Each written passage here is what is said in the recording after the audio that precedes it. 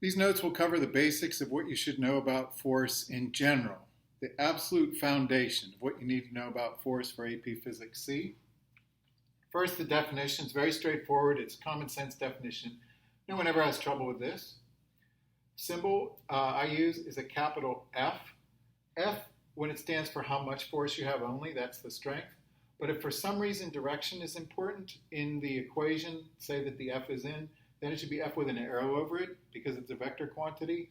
And if it's in a textbook, if it's in actually any kind of print, that F will be in boldface. And of course, you can't really make boldface handwriting, but that's the way it'll be in print. But when people handwrite to show it's a vector quantity with direction, they draw an arrow over it. The arrow always points to the right. That doesn't mean the force is pointing to the right. Okay. That's my particular notation for force. I always use a capital F, and I'll talk more about that in a second. The standard unit for force in physics, the metric unit for force, is the Newton. It's named after a person, so you start it with a lowercase n unless it begins a sentence. But the symbol for it, since it's named after a person, is a capital N. And to give you an idea of force, how much this is, if you pull with 1 pound of force in English units, that would be about 4.5 newtons of force in metric units. Unlike many other quantities in science, force comes in different types. There are different types of forces. An example of the other type of quantity would be mass. There aren't different types of mass, it's just mass. But for force, there are different types, and you have to know something about the different types. Here are some examples. E.g. means, for example, from Latin, gravity, normal, tension, spring force. And this is the notational system I use in the class. A capital F always to tell it's a force, and then the subscript tells us which type. Some books use this, and some professors use it. I think it's the best notation. It's not even just a matter of like, this is mine. I think this is the best notation. I did not invent it. However, you will see other notations, and here's perhaps the worst. But you will see this. You can see this on the AP test. You can see it in the textbook. A professor may use it. For the gravity force, since that's commonly called weight force, they'll use a W. For the normal force, they'll use a capital N. For the tension force, they'll use a capital T. But for the spring force, they'll write F with a lowercase s. And, for example, for kinetic friction, they won't write an F. They might write force, kinetic friction like that. Or in some books, when they're talking about friction, they won't tell you which type, and they'll just write a lowercase f for friction.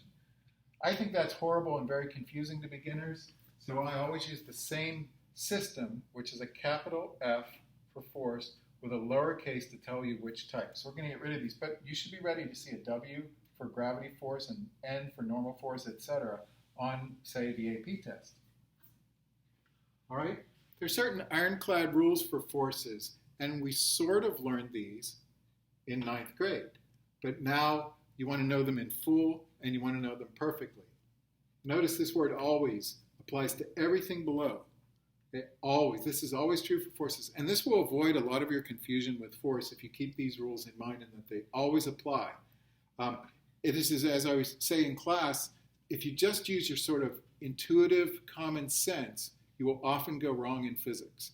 And that's why it took thousands of years for people to work out a system of physics that gave accurate results and could actually be used to build things like cars and spaceships. So you want to learn these like you're learning the rules of a game. And if you look at a situation, you feel like one of these rules is being broken, then you have to look at it more closely, and they're never broken. You always find out what's really going on. Okay, so first, force doesn't just magically appear. There are always two objects. One object is applying the force, F, to another object, always. So if you're talking about a force, like the force of gravity on this marker, there must be another object. It can't just be the marker, right? So as I said, there are always two objects. Two, never three, never one. You can't have just one object and a force. You can't have three objects and create a mutual force between three objects. The way nature works is if there are forces involved, you can always identify two objects. You pick a force. Okay, this force we're talking about, there has to be one object applying the force, like the subject of a sentence, and one object literally being the object of the sentence, the predicate, like the object of a verb. Always two. Okay? Each applies force to the other, and of course you remember this as Newton's third law. So since each applies force to the other, there are exactly two forces in all cases. You'll never find a case where there's just one force and not a corresponding third law reaction force. Okay, so always, always for all of these. And as I said, I'll say it one last time. If you look at a situation that seems like one of these rules is being broken, then you have to investigate more closely. You're missing something. These two forces, when the object A applies to B and B applies back to A, those two forces, they will always be in exactly the opposite direction, 180 degrees to the last significant, infinite significant figures. We've never found a case where this was broken, this rule was broken, right? They will always be exactly the same strength. You remember that from ninth grade. But there's one last thing I do not stress in ninth grade that will help you on a few problems in this class. What is it? Think about it. Same, opposite direction, same strength, same, and this is one I don't expect you to get, but the two forces will be the same type. You cannot have one object apply a gravity force to a second and the reaction force be a friction force. For example, they will always be exactly the same type. So if one object applies a gravity force to this marker, this marker must be applying a gravity force to that other object. What is that other object, by the way? Think about it. What's the object? What's the physical, massive thing that's applying the gravity force to this marker? Of course, it's the Earth, right? If we have this board applying the force of friction to this eraser, okay, the board applied a force of sliding or kinetic friction to that eraser. That's only one force. There must be a corresponding reaction force. Well, the eraser must be applying a force of kinetic friction to the board. That seems weird, and you see, this is why physics is not common sense much of the time, because we would not use those words.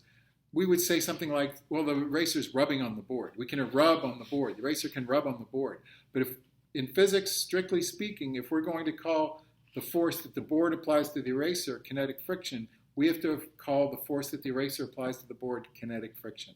And at the molecular level, that's what you would see. You would just see molecules rubbing on each other. You wouldn't care whether the eraser's moving on the board or the board is moving under the eraser, right? It's the same kind of force, the same type, it's kinetic friction. All right, so that might lead you to ask a question. This is the kind of question that would come to my mind. Wait a second. The spring is applying a spring force upward on the brick. All the stuff on the board says that the brick is applying a force down on the spring. Well, that sounds good, but that last thing about it being the same type, how can the brick apply a spring force? The answer is it doesn't. The answer is this thing about it being the same type is true at the molecular level, atomic level even, for the four fundamental forces of nature. You know, the gravity force, the strong force, the weak force, and the electromagnetic force. Those four fundamental forces. So even if you see a situation where this doesn't seem to apply, spring's applying a spring force to the brick's applying what? I don't even know what to call it, a contact force? Well, the truth is, words like spring force are large-scale macro engineering terms we use, so we make these large-scale problems easier to do. But if you look at the fundamental atomic level, you would find out that where these contact, they're actually applying the same kind of electric repulsion force to each other. It's just two pieces of metal touching each other, right? And at that level, where they're touching, it's the same type of force. But that's not useful for the mechanical engineer making something like a suspension system in a car where you have to worry about the spring as a whole. So what you'll be learning is large-scale Newtonian mechanics. And in that case, this will be very helpful in some cases. In other cases, you just want to say, oh, it's true at the atomic level, but that's not useful for us.